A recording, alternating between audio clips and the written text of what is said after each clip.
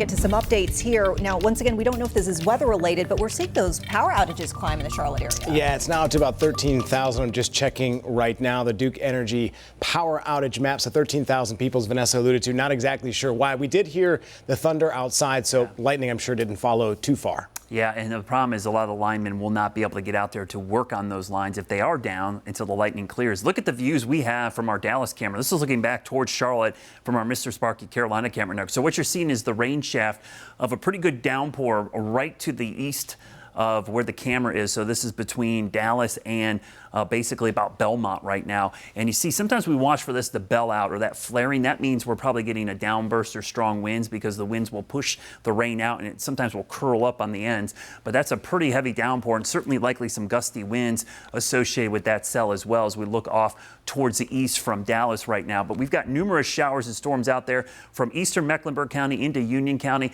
The biggest threat has been the lightning and the heavy rain. There has not been much wind. I've been watching the wind on our Doppler velocities and nothing above 40 miles per hour. That's certainly breezy, but not enough that it would cause any widespread damage. More than likely, we're seeing lightning strikes to power lines, which could cause these outages. You see the outflow boundary heading our way, and there's those scattered storms.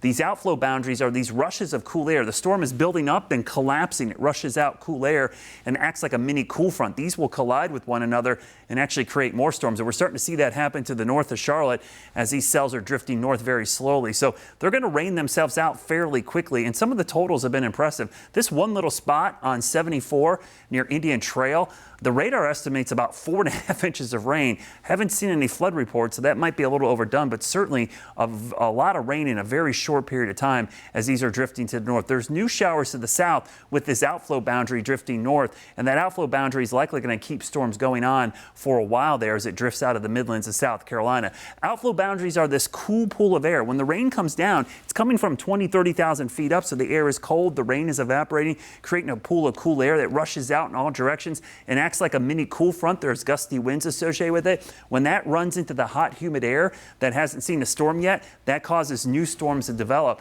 and that's why we're seeing so many storms develop even after some of these storms kind of rain themselves out. And this will be a recurring theme this evening. We'll see scattered storms for the next couple of hours, then a little bit of a lull, and maybe another round of showers overnight as we go into the early morning hours. You see the waves of showers tonight, and there's the early morning showers. So even overnight, we'll see some rain. I think tomorrow we'll see a complete repeat of what we're seeing right now. Same time frame, 4, 5, 6 o'clock tomorrow night, then another break, and then Thursday's an interesting day. Dry for most of the day until this cold front gets here. We could be near 90. The front pushes through with some isolated storms and then much drier air for Friday, Saturday, Sunday. So hold on, the weekend is going to be spectacular. We just got to get there first. Middle of the week rain, we actually need this in some locations because it's been so dry for the last couple of weeks. After all that rain in May, everything kind of shut off. So we'll take some of this, but look at the dry air for Friday and Saturday, not only on the map, but look at the dew points. By Friday, Saturday, Sunday, back in the 40s and 50s. And while it won't be as cool as this past weekend, it'll feel as cool because the air will be so dry. The overnights and mornings will be spectacular this weekend. We're being pushed away from summer, at least briefly. The heat is really cranking up out west. That's why we're seeing the drier air with this dip in the jet stream. But trust me, once we get past next week, I think we're going to see that heat come roaring back. Slightly above average here for the next couple of days, and then a little dip in temperatures for the weekend with highs only in the mid-80s, which actually will be below average for this time of year. Your Guy Roofing 7-day forecast.